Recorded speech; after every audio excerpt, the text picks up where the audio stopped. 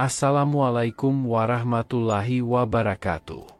Tanda-tanda kiamat di dalam Al-Quran. Hari kiamat, as-sa'ah, itu sudah dekat. Kebanyakan orang sedikit tahu tentang hari kiamat, as-sa'ah. Hampir setiap orang telah mendengar satu dan lain hal tentang kengerian kiamat itu. Akan tetapi, kebanyakan orang cenderung untuk bereaksi sama terhadap sebagai mana halnya sikap mereka atas perkara-perkara yang sangat penting lainnya, yaitu, mereka tidak ingin membicarakannya atau bahkan memikirkannya. Mereka berusaha sangat keras agar tidak memikirkan teror yang akan mereka alami pada hari kiamat. Mereka tidak sanggup menahan keprihatinan, hal-hal yang mengingatkan pada hari kiamat yang terdapat pada suatu berita mengenai sebuah kecelakaan yang mengerikan, atau sebuah berita film tentang suatu bencana. Mereka menghindari untuk memikirkan tentang fakta bahwa hari itu pasti akan datang. Mereka tidak mau mendengar orang-orang lain yang membicarakan tentang hari yang luar biasa itu, atau membaca tulisan-tulisan para penulis tentangnya. Itu adalah sebagian cara yang dikembangkan oleh orang itu guna terlepas dari memikirkan tentang kengerian hari kiamat. Banyak orang tidak sungguh-sungguh percaya bahwa hari kiamat itu sedang menjelang. Kita diberi contoh tentang hal ini dalam sebuah ayat di dalam surat Al-Kahfi, tentang seorang pemilik kebun anggur yang kaya raya. Dan aku tidak mengira hari kiamat itu akan datang, dan jika sekiranya aku dikembalikan kepada Tuhanku, pasti aku akan mendapat tempat kembali yang lebih baik daripada kebun-kebun itu. Qiyas Al-Kahfi 36. Ayat di atas memberitahukan mentalitas sesungguhnya dari seseorang yang mengaku percaya kepada Allah namun menghindari untuk memikirkan tentang kenyataan hari kiamat, dan mengajukan pernyataan yang bertentangan dengan sebagian ayat Al-Quran. Ayat yang lain menceritakan keraguan dan ketidakpastian yang melingkari orang-orang kafir mengenai waktu terjadinya saat terakhir.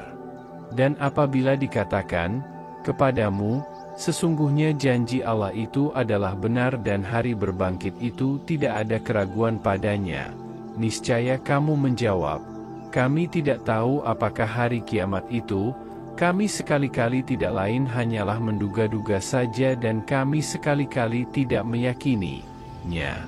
Qiyas Al-Jatsiyah 32. Sebagian orang menyangkal sepenuhnya bahwa hari kiamat sedang menjelang.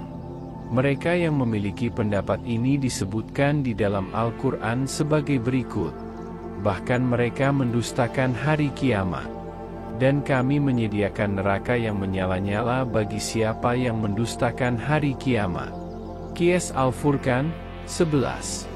Sumber yang dapat membimbing jalan kita dan menunjukkan pada yang hak adalah Al-Quran.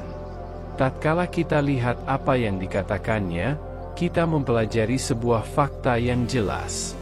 Mereka yang menipu dirinya sendiri mengenai hari kiamat ini melakukan kesalahan yang berat, karena Allah mewahyukan di dalam Al-Quran bahwa tidak terdapat keraguan bahwa kiamat itu sudah dekat. Dan sesungguhnya as-sa'ah, hari kiamat, itu pastilah datang, tak ada keraguan padanya. Qiyas Al-Hajj 7. Dan tidaklah kami ciptakan langit dan bumi dan apa yang ada di antara keduanya, melainkan dengan benar. Dan sesungguhnya as-sa'ah, hari kiamat, itu pasti akan datang. Qiyas Al-Hijr 85. Sesungguhnya as-sa'ah, hari kiamat, pasti akan datang, tidak ada keraguan tentangnya. Qiyas Al-Mu'min 59. Mungkin ada sebagian orang yang berpikir bahwa pesan yang disampaikan Al-Quran mengenai hari kiamat ini diwahyukan lebih dari 1400 tahun yang lalu dan ini adalah sebuah jangka waktu yang panjang dibandingkan dengan panjangnya umur seorang manusia. Namun ini adalah perkara tentang akhir dunia, matahari dan bintang-bintang, pendek kata, alam semesta. Bila kita pikirkan dengan mendalam bahwa alam semesta ini usianya sudah miliaran tahun, 14 abad adalah sebuah kurun waktu yang sangat singkat. Seorang ulama besar pada masa ini, Bediüzzaman Said Nursi, menanggapi masalah serupa itu dengan demikian. Al-Quran mengatakan, as-sa'ah itu telah dekat. Qiyas Al-Qamar 1, yaitu, hari kiamat sudah dekat. Bahwasanya belum datang setelah 1000 tahun atau bertahun-tahun ini tidaklah mengurangi kedekatannya. Karena, hari kiamat adalah saat yang ditetapkan atas dunia ini, dan dalam kaitannya dengan umur dunia ini 1000 atau 2000 tahun adalah bagaikan 1 atau 2 menit saja dikaitkan dengan setahun. Saat kiamat bukan hanya saat yang ditetapkan atas umat manusia sehingga ia hendaknya dikaitkan dengannya dan dilihat dari jarak jauh saat memproklamirkan ajaran moral Al-Quran ke seluruh dunia. Di dalam Al-Quran, kita berkali-kali menemukan frasa sunnatullah. Ini adalah sebuah ungkapan yang berarti cara Allah atau hukum-hukum Allah. Menurut Al-Quran, hukum ini selamanya valid. Sebuah ayat menyatakan, sebagai sunnah Allah yang berlaku atas orang-orang yang telah terdahulu sebelum mu, dan kamu sekali-kali tiada akan mendapati perubahan pada sunnah Allah. Qiyas Al-Ahzab 62. Salah satu hukum Allah yang tidak berubah adalah, sebelum dimusnahkan, umat-umat diberi peringatan dulu oleh seorang pemberi peringatan. Fakta ini diwahyukan dalam firman ini, dan kami tidak membinasakan sesuatu negeri pun, melainkan sesudah ada baginya orang-orang yang memberi peringatan. Qiyas Asy-Syu'ara 208. Di sepanjang sejarah, Allah telah mengutus seorang beri peringatan kepada tiap-tiap umat yang telah berbuat kerusakan, menyeru mereka agar mengikuti jalan yang benar. Akan tetapi, orang-orang yang tetap berkeras dalam kezaliman mereka dimusnahkan setelah tiba saat yang ditentukan bagi mereka, dan menjadi contoh bagi generasi-generasi setelahnya. Bila kita pikirkan dengan mendalam hukum Allah ini, sejumlah misteri yang penting pun terkuak bagi kita. Hari kiamat adalah bencana terakhir yang menimpa dunia ini. Al-Quran adalah kitab suci terakhir yang diturunkan untuk memberi nasihat kepada umat manusia, yang petunjuknya tetap bertahan hingga akhir dunia. Dalam salah satu ayatnya, dikatakan, Al-Quran itu tidak lain hanyalah peringatan untuk segala umat. Qiyas Al-An'am 90. Orang-orang yang punya pikiran bahwa Al-Quran hanya berbicara untuk suatu masa atau tempat tertentu sungguh-sungguh telah keliru, karena Al-Quran adalah sebuah seruan umum kepada seluruh alam. Semenjak zaman Nabi Shallallahu Alaihi Wasallam, kebenaran Al-Quran telah disampaikan ke seluruh penjuru dunia. Karena perkembangan-perkembangan teknologi yang tiada taranya pada zaman kita sekarang, perintah-perintah Al-Quran dapat diproklamirkan kepada seluruh umat manusia. Pada hari ini, sains, pendidikan, komunikasi, dan transportasi sudah hampir mencapai titik puncak perkembangannya. Berkat adanya komputer dan teknologi internet khususnya, orang-orang yang berada di tempat-tempat yang jauh di dunia ini dengan cepat dapat berbagi informasi dan membangun komunikasi. Revolusi dalam sains dan teknologi telah menyatukan seluruh bangsa di dunia ini. Ungkapan-ungkapan seperti globalisasi dan kewarganegaraan dunia telah masuk ke dalam perbendaharaan kosa-kata kita. Singkatnya, semua penghalang yang merintangi persatuan manusia di seluruh penjuru dunia kini sedang dihapuskan dengan cepat. Dengan menilik dari berbagai fakta ini, dengan mudah dapat dikatakan bahwa pada zaman informasi kita ini, Allah telah memberikan segala macam perkembangan teknologi sebagai alat untuk kemaslahatan kita. Adalah tanggung jawab kaum muslimin guna menggunakan dengan sebaik-baiknya peluang-peluang yang telah ditawarkan oleh Allah ini, dan untuk mengajak manusia dari berbagai kalangan agar menerima ajaran moral Al-Quran. Para Rasul, kami telah menyebutkan hukum-hukum yang tidak berubah yang telah ditetapkan oleh Allah semenjak diciptakannya dunia ini. Salah satu hukum ilahiyah tersebut adalah bahwa Allah tidak akan menghukum suatu kaum yang belum didatangkan seorang utusannya kepada mereka. Janji ini diungkapkan dalam ayat-ayat berikut ini. Dan tidak adalah Tuhanmu membinasakan kota-kota, sebelum Dia mengutus di ibu kota itu seorang rasul yang membacakan ayat-ayat Kami kepada mereka. Dan tidak pernah pula Kami membinasakan kota-kota, kecuali penduduknya dalam keadaan melakukan kezaliman. Qiyas Al-Kasyash, 59. Kami tidak akan mengazab sebelum Kami mengutus seorang rasul. Qiyas Al-Isra, 15. Dan Kami tidak membinasakan sesuatu negeri pun, melainkan sesudah ada baginya orang-orang yang memberi peringatan untuk menjadi peringatan. Dan Kami kali-kali tidak berlaku zalim. Qiyas Asy-Syu'ara, 208-209. Ayat-ayat ini memperlihatkan bahwa Allah mengirimkan para rasul ke kota-kota besar untuk memberi peringatan kepada manusia. Para rasul ini menyampaikan perintah-perintah Allah, namun golongan orang-orang kafir dari kaum-kaum di setiap zaman ini telah mengolok-olok mereka, menuduh mereka berdusta, penipu atau gila, dan melemparkan berbagai fitnah terhadap mereka. Allah menghancurkan kaum-kaum yang terus-menerus hidup dalam kezaliman dan kefasikan melalui beberapa bencana besar, pada saat mereka hampir tidak menyangkanya.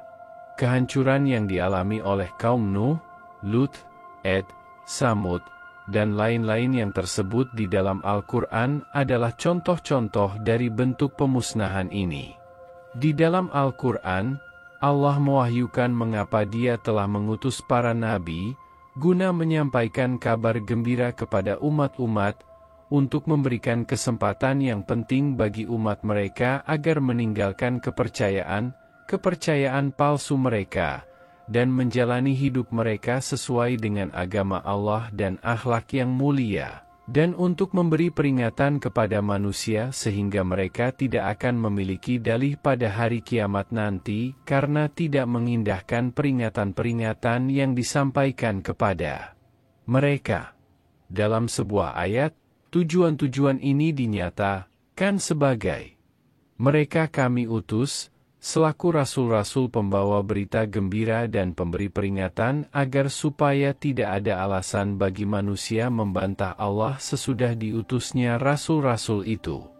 Qiyas An-Nisa, 165. Sebagaimana dikatakan di dalam ayat 40 surat Al-Ahzab, Nabi Muhammad SAW adalah Nabi terakhir. Muhammad SAW adalah Rasul Allah dan penutup nabi-nabi. Qiyas Al-Ahzab, 40. Dengan kata lain, melalui perantaraan Nabi Muhammad SAW, rangkaian wahyu Allah kepada umat manusia telah lengkap. Walaupun demikian, tanggung jawab untuk menyampaikan dan mengingatkan manusia akan Al-Quran yang disampaikan oleh Nabi Shallallahu Alaihi Wasallam berada di pundak setiap orang Islam hingga akhir dunia. Keunggulan akhlak Islam di dunia. Salah satu tema yang senantiasa diangkat di dalam Al-Quran adalah mengenai orang-orang yang telah dihancurkan oleh Allah karena kezaliman dan kedurhakaan mereka, dan contoh yang bisa diambil dari mereka itu. Tentu saja, terdapat sebuah sisi yang sangat besar di antara persamaan umat pada masa lalu dan pada masa kita sekarang. Pada zaman kita, Ada orang-orang yang sikap dan cara hidupnya bahkan melampaui penyimpanan seksual yang dilakukan oleh kaum Lut, kecurangan penduduk Madian, kesombongan dan kepongahan kaum Nuh, kedurhakaan dan kezaliman kaum Samud, rasa tidak tahu terima kasih kaum Iram, beserta tingkah laku dari berbagai macam umat lainnya yang telah dimusnahkan. Alasan yang jelas dari semua kerusakan moral ini adalah orang-orang tersebut telah melupakan Allah dan maksud penciptaan diri mereka. Pembunuhan, ketidakadilan sosial, pengkhianatan, penipuan, dan kerusakan moral pada zaman di mana kita hidup ini bahkan telah mendorong sebagian orang untuk berputus asa. Namun, janganlah dilupakan bahwa Al-Quran memerintahkan agar kita tidak berputus asa dari pertolongan Allah. Putus asa dan patah semangat adalah cara berpikir yang tidak dapat diterima bagi orang-orang yang beriman. Allah memberitahukan bahwa mereka yang mengabdi kepadanya dengan tulus, dengan tanpa menyekutukannya dengan makhluk-makhluknya yang manapun sebagai Tuhan-Tuhan di sampingnya, dan beramal saleh guna mendapat keridaan-Nya, akan mendapat kekuatan dan kekuasaan.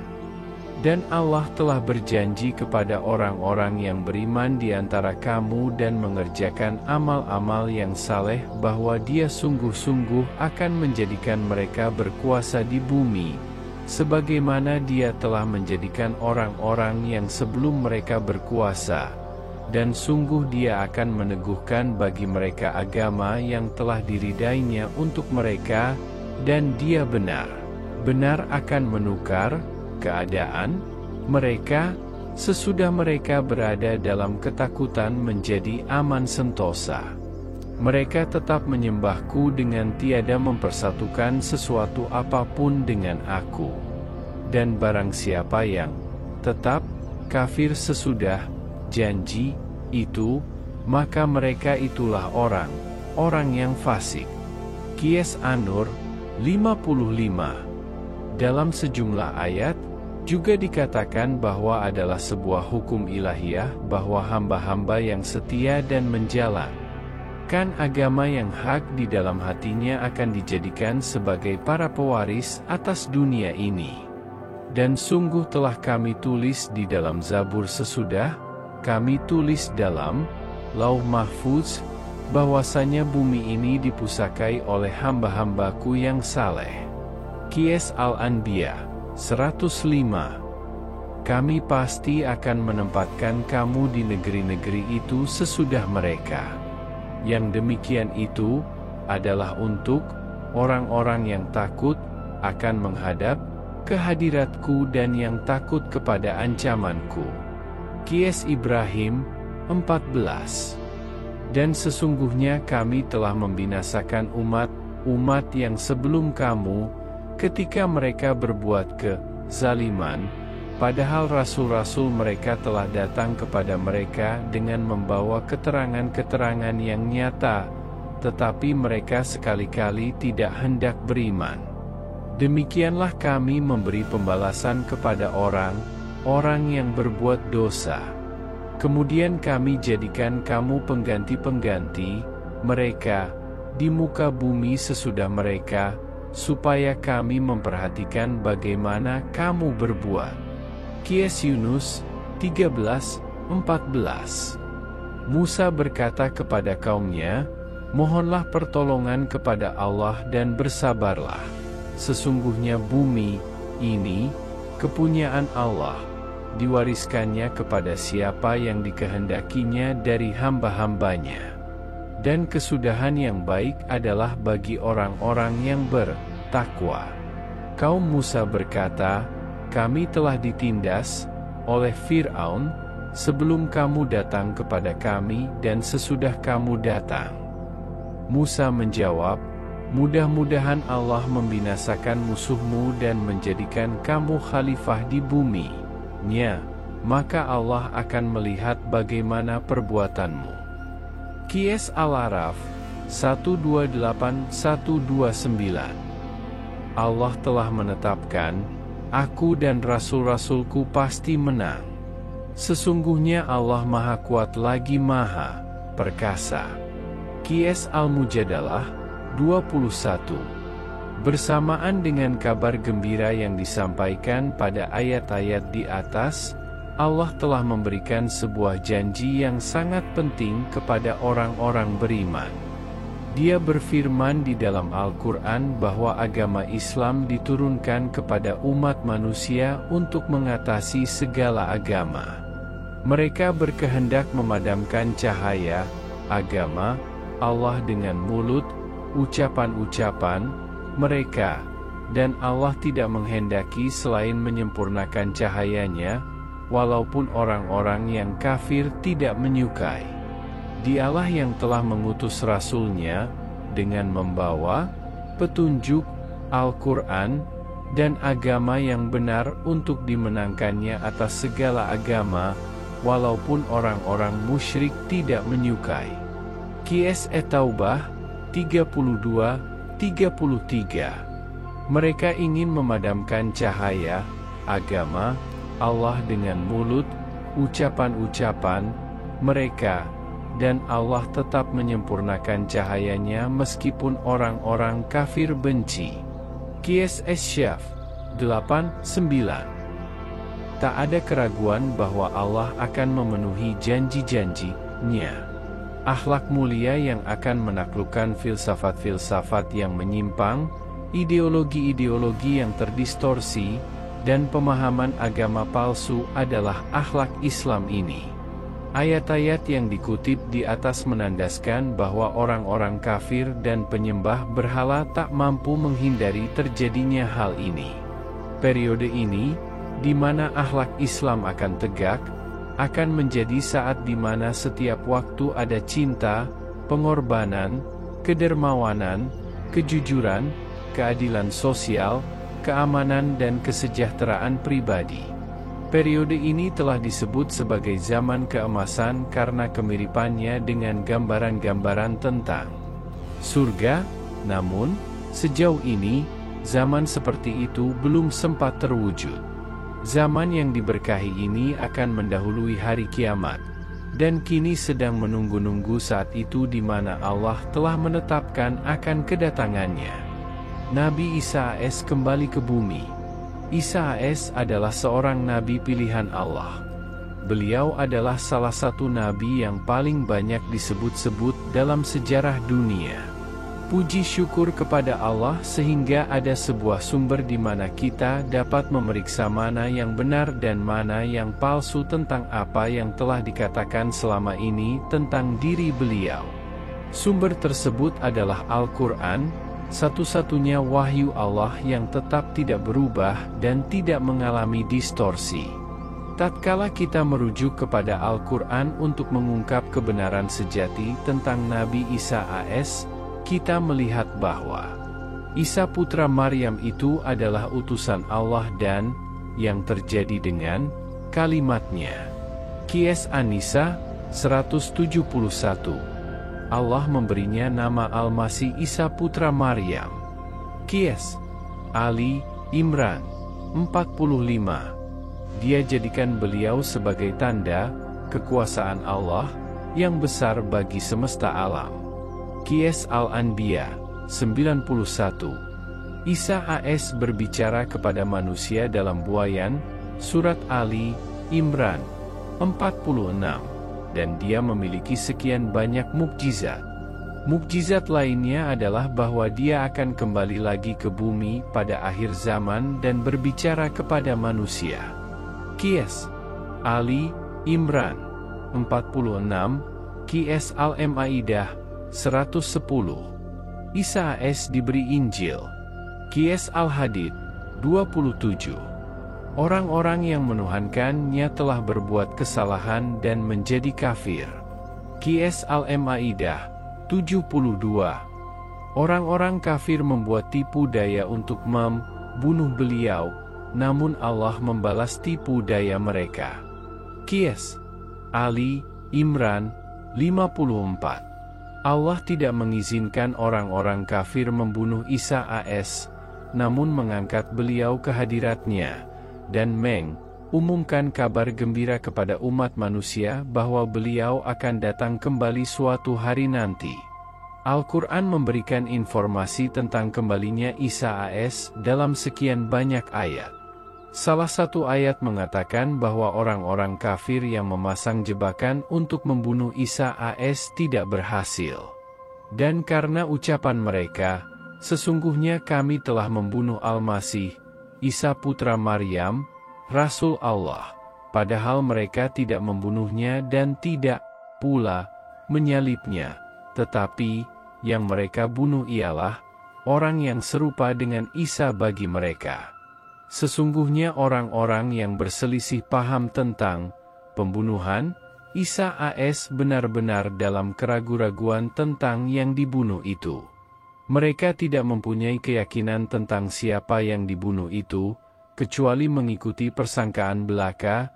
Mereka tidak pula yakin bahwa yang mereka bunuh itu adalah Isa. Qiyas An-Nisa 157. Salah satu ayat lain mengatakan bahwa Isa AS tidaklah wafat, namun diangkat dari ruang lingkup manusia ke hadirat Allah. Tetapi, yang sebenarnya, Allah telah mengangkat Isa kepadanya. Dan adalah Allah Maha Perkasa lagi Maha Bijaksana. Qiyas An-Nisa 158. Di dalam ayat ke-55 surat Ali Imran, kita mempelajari bahwa Allah akan menempatkan orang-orang yang mengikuti Isa di atas orang-orang yang kafir hingga hari kebangkitan. Adalah sebuah fakta historis bahwasanya, 2000 tahun yang lalu, murid-murid Isa tidak memiliki kekuatan politik. Orang Nasrani yang hidup di antara periode itu dengan zaman kita telah mempercayai sejumlah doktrin palsu, yang puncaknya adalah doktrin Trinitas. Oleh sebab itu, sebagaimana telah begitu gamblang, mereka tak dapat disebut sebagai para pengikut Isa AS, karena, sebagaimana dinyatakan dalam sekian banyak tempat di dalam Al-Quran, mereka yang meyakini Trinitas telah tergelincir ke dalam kekafiran.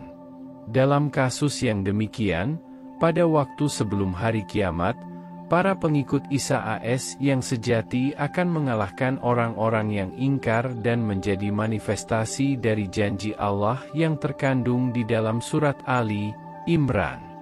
Tentu saja, kelompok yang diberkahi ini akan dapat dikenali tatkala Isa AS kembali lagi ke bumi.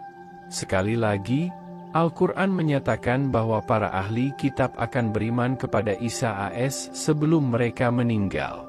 Tidak ada seorang pun dari ahli kitab, kecuali akan beriman kepadanya, Isa AS, sebelum kematiannya.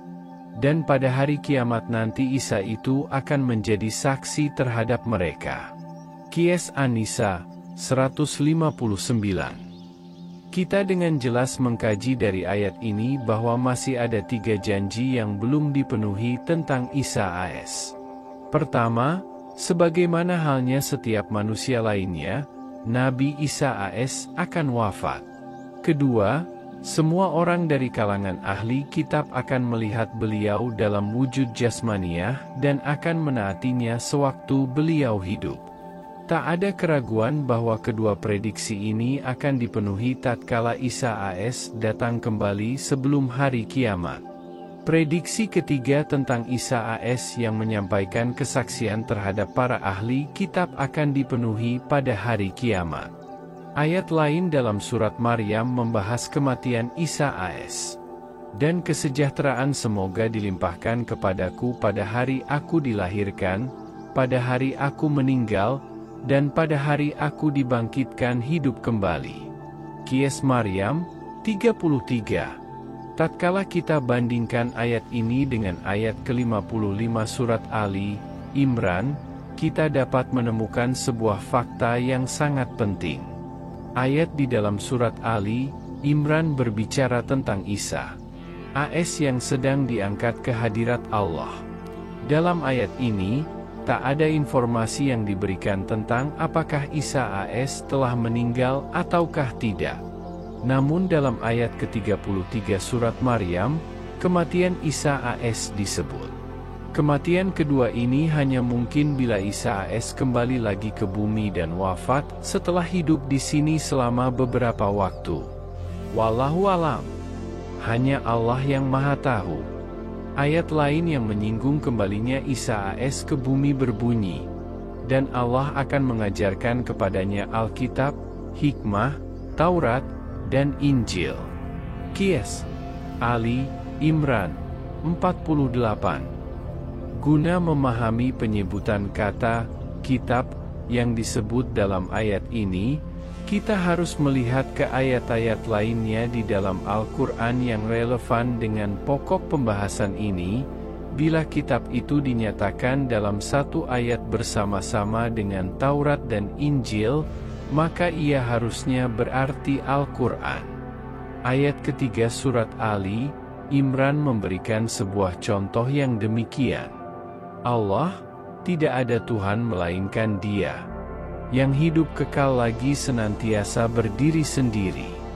Dia menurunkan Al-Kitab, Al-Quran, kepadamu dengan sebenarnya, membenarkan kitab yang telah diturunkan sebelumnya dan menurunkan Taurat dan Injil sebelum Al-Quran, menjadi petunjuk bagi manusia, dan Dia menurunkan Al-Furqan, pembeda antara yang hak dan batil. Qiyas. Ali Imran 2:4.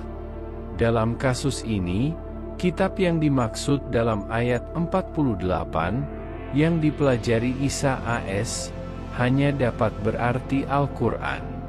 Kita tahu bahwa Isa AS sudah mengenal Taurat dan Injil pada masa hidupnya, yaitu kira-kira 2000 tahun yang lalu.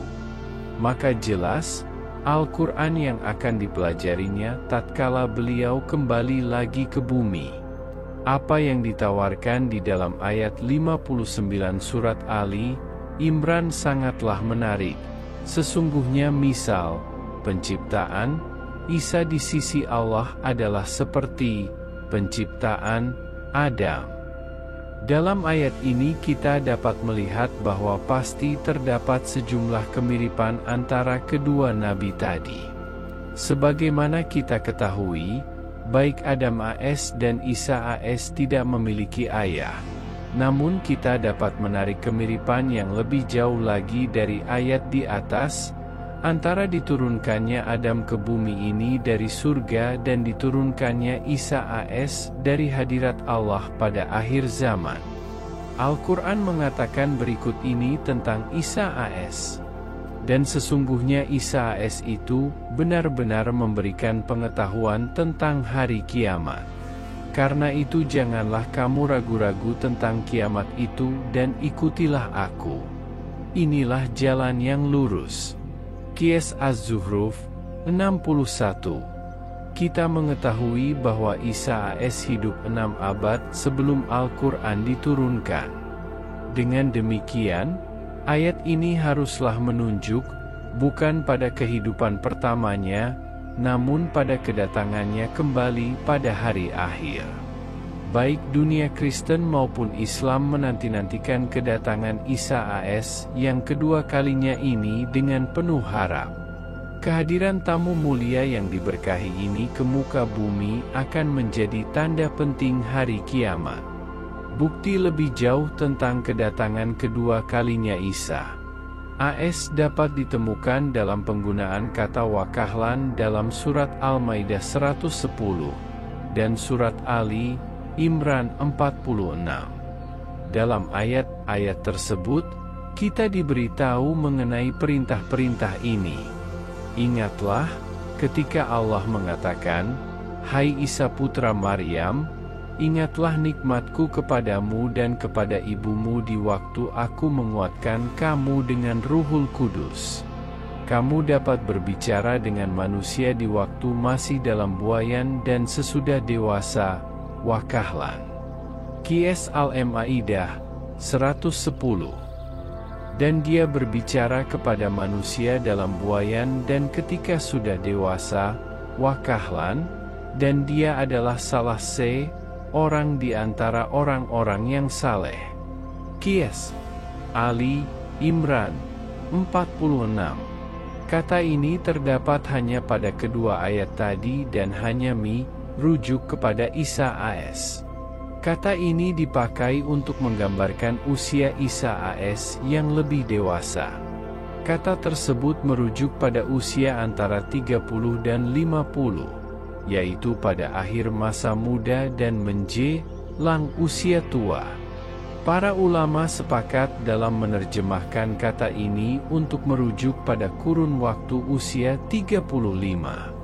Para ulama berpegang pada sebuah hadis yang diriwayatkan oleh Ibnu Abbas tentang kesimpulan bahwa Isa AS diangkat ke hadirat Allah sewaktu masih muda, yaitu pada awal usia 30-an, dan bahwa tatkala beliau kembali lagi ke bumi, beliau tinggal memiliki sisa umur 40 tahun. Isa AS akan menjalani masa tuanya setelah beliau kembali ke bumi, maka ayat ini dapat dikatakan sebagai suatu bukti akan kedatangan Isa AS untuk yang kedua kalinya ke bumi dua. Sebagaimana telah disebutkan, bila kita telah Al-Quran dengan cermat, kita pun melihat bahwa kata ini hanya dipakai untuk merujuk kepada Isa AS. Semua nabi telah berbicara kepada manusia dan mengajak mereka untuk menerima agama. Mereka semua telah menyampaikan risalahnya tatkala mereka telah berusia dewasa. Akan tetapi, Al-Quran tidak mengatakan hal yang serupa itu mengenai nabi lainnya. Kata ini hanya dipakai untuk Isa AS, dan suatu mukjizat. Frasa, dalam buayan, dan, setelah beranjak dewasa, merujuk pada dua mukjizat yang sangat besar. Adalah sebuah mukjizat bahwasanya Isa AS berbicara ketika beliau masih berada dalam buayan. Ini adalah suatu hal yang belum pernah terlihat sebelumnya, dan Al-Quran berulang kali berbicara tentang peristiwa yang ajaib ini. Setelah kata ini segera diikuti dengan frasa, dan berbicara kepada manusia ketika sudah dewasa. Kata-kata ini pun merujuk pada sebuah keajaiban. Bila kata-kata, ketika sudah dewasa, merujuk pada kehidupan beliau yang sebelumnya pada waktu sebelum diangkat ke hadirat Allah, maka berbicaranya Isa AS tidak akan menjadi sebuah keajaiban. Dan karena bukan suatu keajaiban, maka tidak akan dipakai setelah berbicara ketika masih dalam buayan, atau dengan cara yang sama dalam suatu situasi yang ajaib.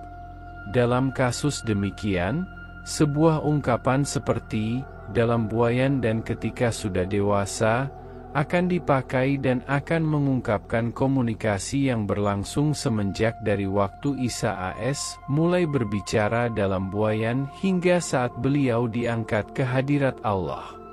Namun, ayat tadi menarik perhatian kita pada dua peristiwa yang amat sangat ajaib. Yang pertama adalah berbicara ketika masih dalam buayan. Yang lainnya, pembicaraan Isa AS pada usia dewasanya.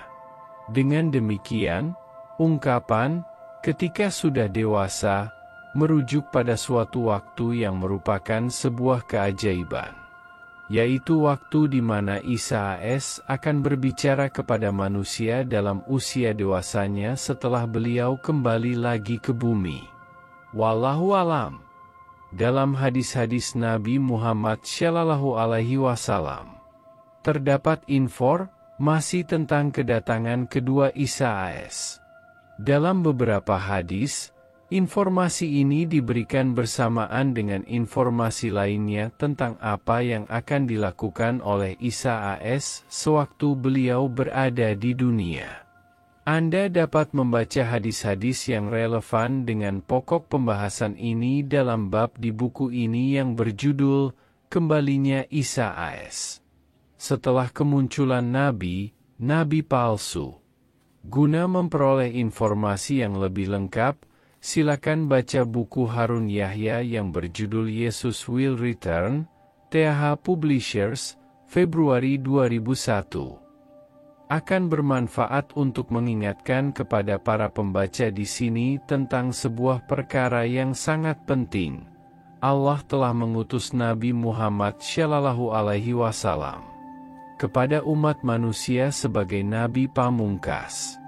Allah telah mewahyukan Al-Quran kepada Nabi Muhammad SAW dan membebankan atas semua manusia tanggung jawab dalam menaati Al-Quran hingga hari pengadilan.